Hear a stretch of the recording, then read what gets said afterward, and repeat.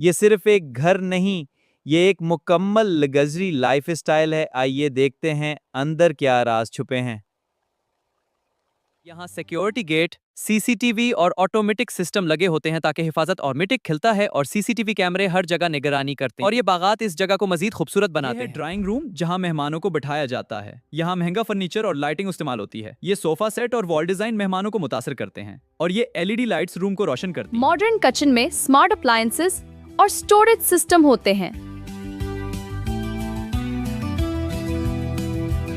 یہ bed room آرام کے لیے ہوتے ہیں، یہاں لائٹنگ اور وینٹیلیشن بہت اہم ہوتی ہے۔ بیسمنٹ عام طور پر اسٹوریج، جم یا سینما کے لیے استعمال ہوتا ہے۔ یہاں اسٹوریج ایریا ہے جہاں چیزیں رکھی جاتی ہیں۔ یہ جم ایریا ہے ورزش کے لیے، اور یہ ہے ہوم تھیٹر فلموں کے لیے۔ بیلکنی سکون اور فریش ہوا کے لیے ہوتی ہے۔ یہ دیکھیں خوبصورت پودے اور بیٹھنے کی جگہ، یہ سب آرام کے لیے ہے۔ یہ ہے اسمارٹ سسٹم، موبائل سے گھر کنٹرول کیا جا سکتا ہے۔